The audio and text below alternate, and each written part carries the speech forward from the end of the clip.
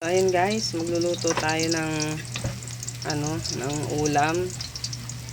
Adobong sitaw sana na may kasahog na na gizzard. Kaso kakaunti yung sitaw. Si Bibi malakas sa gulay. So sasahogan ko ng nagbalat ako ng kalabasa na kaunti. So, for the color. So ayan, gisa na natin yung sibuyas, tapos may bawang at kamatis tayo. Ayan. Saka dito, ayan. Lang muna natin to. Ayan, sibuyas. Ayan. Tapos, bawang.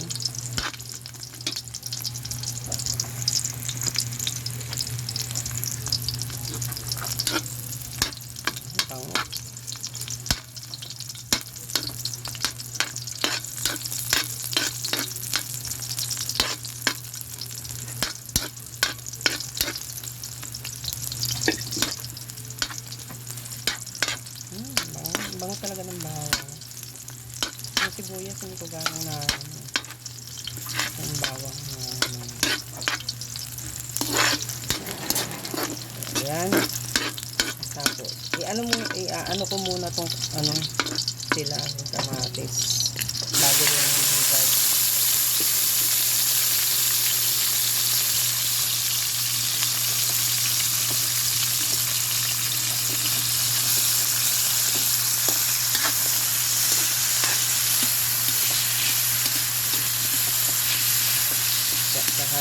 Kakaramelize lang muna natin. Ready natin siya hanggang sa magkatas.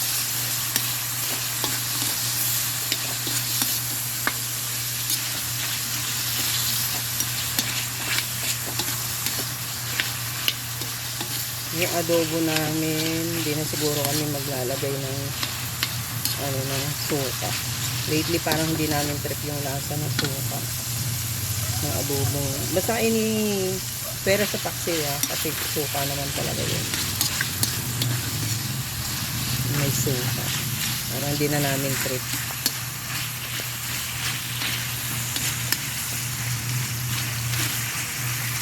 So, dudurogin lang natin siya.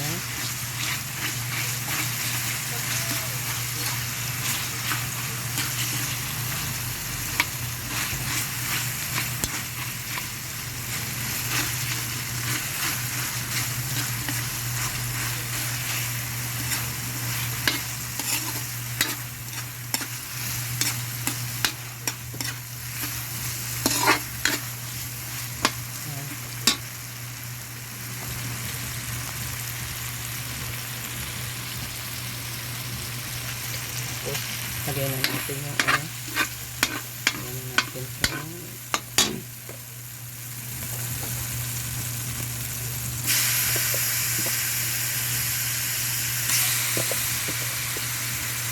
meron diyang buo kasi nabaunin daw bukas isang liver at saka isang gizzard daw lahat. So, meron diyang buo. Yung iba ay the rest. Hiwa-hiwa na. So, yan. Sangkot siya lang natin.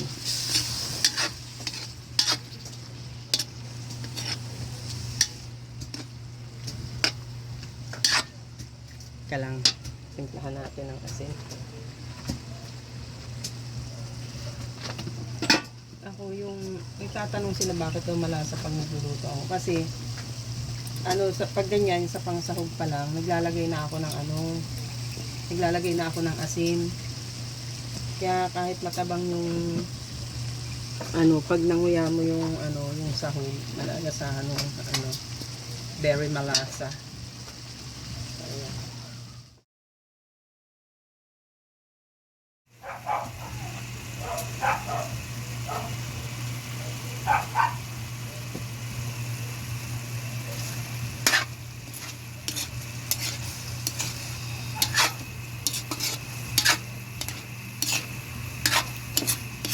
Parang ang dami ng sahog kaysa dun sa gulay.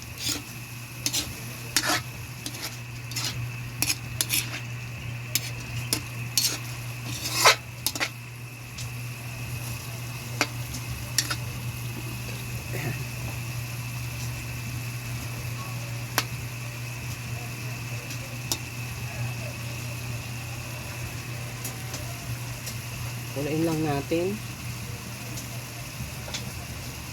Kasi maya-maya lagyan na natin ng gulay. Ayan. So, lalagyan na natin siya ng konting toyo. Para lang, tapos saka natin pakukulain muna. Ayan.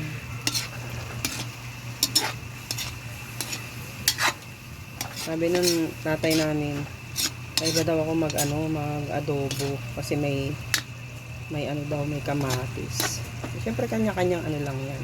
Kanya-kanyang twist, 'di ba? So, ayan. Pakuluin muna natin. So, ayan, ilagay na natin yung kalabasa.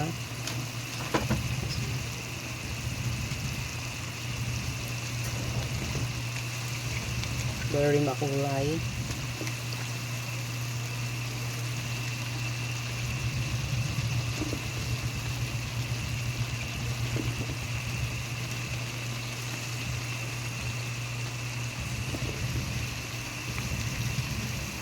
Ayan.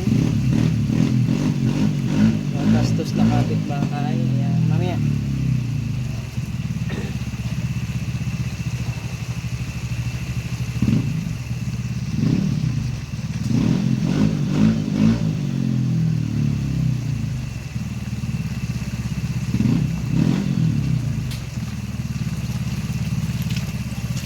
Tapos ito pa para malagdagan ang kulay.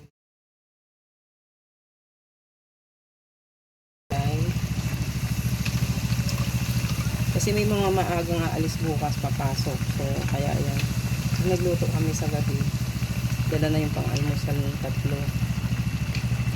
So, initin na lang. Kasi pag sa umaga, yung umaga ka magluluto, parang magkakabol ka lagi ng oras. Para maiksi yung kulang ng oras sa umaga.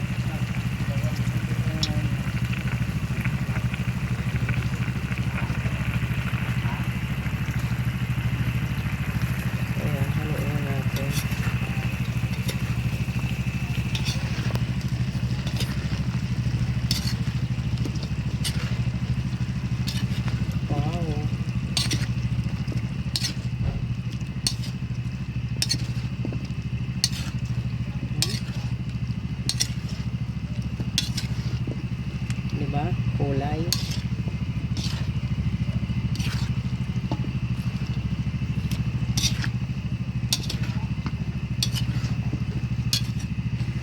Siyempre, mayroon dyan magre-reklamo ng walang sabaw. Kaya, kahit na lalagyan natin siya ng konting tubig. Ayan.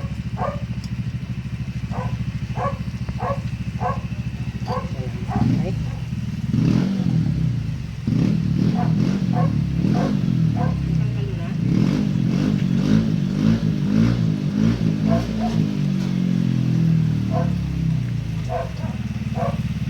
Tinapon ko na yan.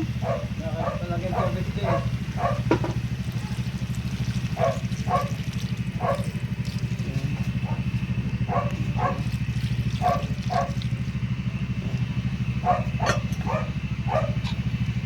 Haluin uli natin. Tapos magdadagdag tayo ng ng toyo. Saan ba ng kulay, no? Wow! Looks yummy!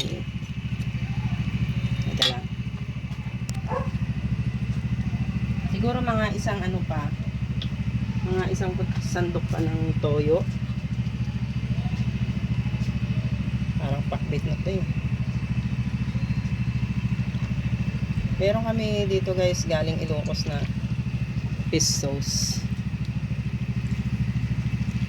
Hindi lang pa ako nakakapamili ng pang pinakbit na gulay. So hahayaan lang natin siyang kumulo niyan para maluto ko siya. Diba? So, yan.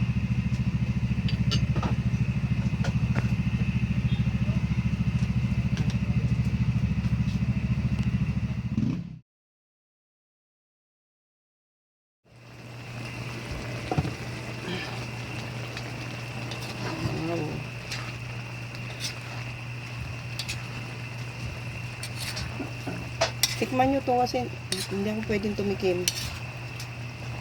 Fasting ako eh. Adet. Kunti pa yung ano, kalabasa, hindi pa gano'n. Ano. Tikman mo daw, Father. Di ba? Ganyan siya eh. Tikman mo na to, plus.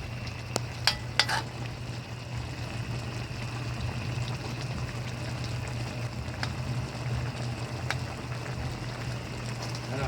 Tikman mo kung tama na. Hindi mo na alasahan yan. Higit ka na kasi ito. Okay na?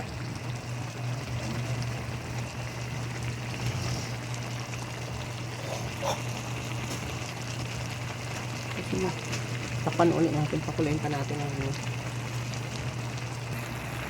So, ayan. Palayin natin. Luto na to.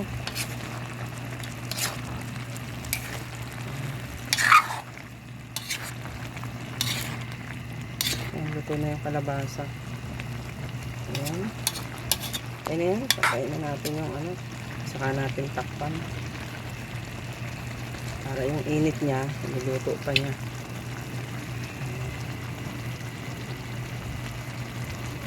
Ayan.